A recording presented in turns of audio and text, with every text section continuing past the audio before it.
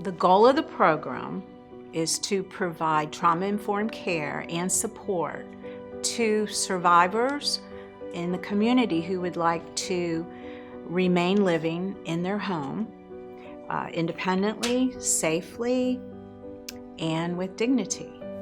What is so important for this special and unique population is to keep them out of institutional living, if that is in fact what they want.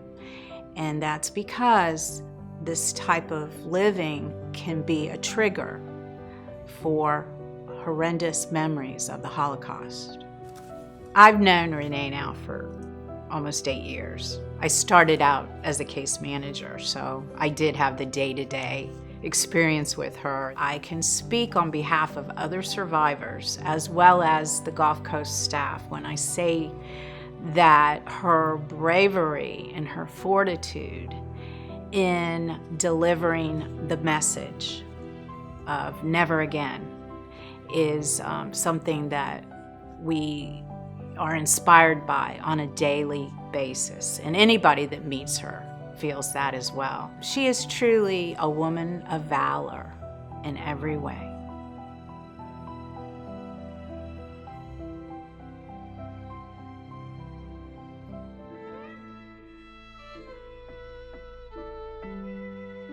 I was born in Czechoslovakia.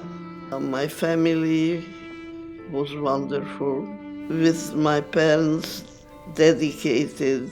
They didn't tell us much on what was going on in the world because I guess they didn't want to bother us. Not bother, but we were happy children and they didn't want to spoil it. When the time came, we wound up in Auschwitz.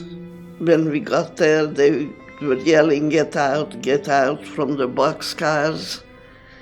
And then they had lines. First they separated men from women. So my father and my brother went to one side, and my mother and my sister to the other side.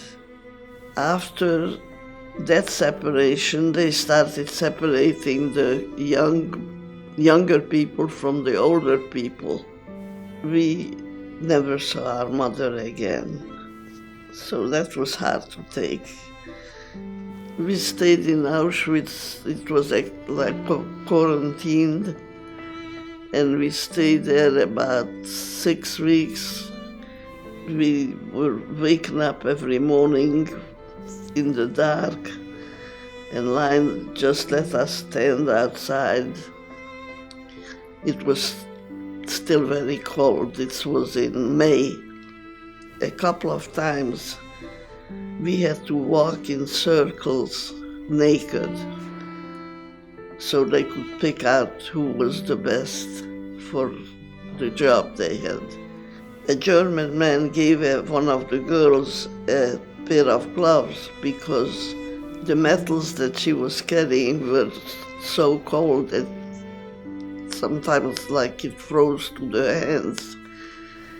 And when one of the SS men saw that, he grabbed the gloves from the girl, threw them into the oven, and she was punished for accepting it. There was one SS man that used to sit there and said, it doesn't matter who wins the war, we'll always have enough time to kill you.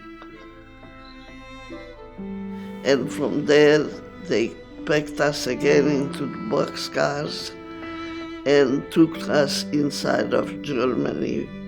We did cleaning up after bombings. All the dirty work was given to us. We were young girls. There was a German man who told one of the girls that if we escape, he would help us. So we started planning, what will we do?